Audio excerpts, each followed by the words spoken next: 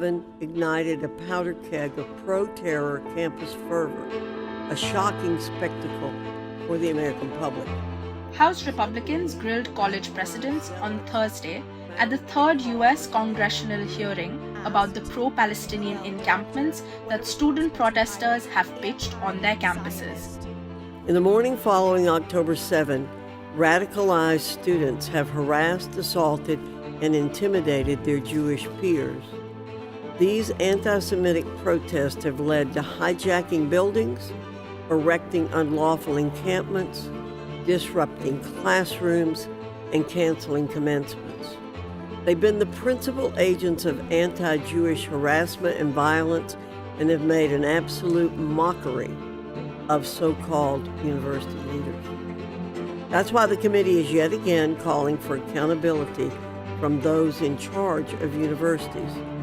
Today, with Mr. Michael Schill of Northwestern University, Dr. Gene Block of UCLA, and Dr. Jonathan Holloway of Rutgers University. The university leaders were asked to testify by House Republicans about how colleges have responded to pro-Palestinian protests. They were also questioned on how they have responded to allegations of anti-Semitism on their campuses. While Rutgers University's Jonathan Holloway said that education is key to fighting anti-Semitism, Dr. Gene Block of University of California said that he had taken some steps in response to the protests. At Rutgers, this war has been a tragedy for our Jewish and Palestinian communities. Many in our community, searching for a way to curtail this tragedy, have turned to activism and protest. During this period of heightened fear, anxiety, and polarization, Rutgers has focused on three essential priorities: to ensure the safety of our community, to affirm and uphold our policies, and to promote dialogue and education. I'd like to emphasize this last point: dialogue and education. Disciplining a person for breaking a rule is easy.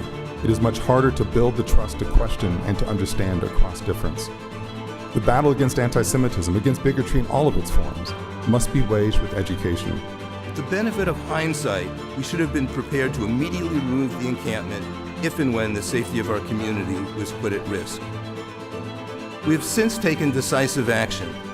I created a new Office of Campus Safety that reports directly to me. UCLA is conducting a thorough examination of our security processes.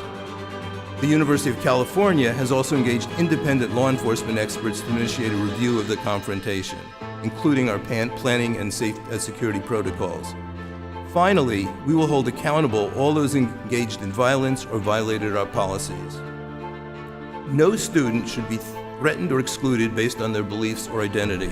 Code of conduct, violations. On the other hand, Democratic Representative Haley Stevens hit out at Republican members of the House Committee on Education and the Workforce for pretending to care about equity. To many stakeholders and many individuals. I come from Michigan. We're in the heart of this rising challenge of an ongoing and brutal and terrible war.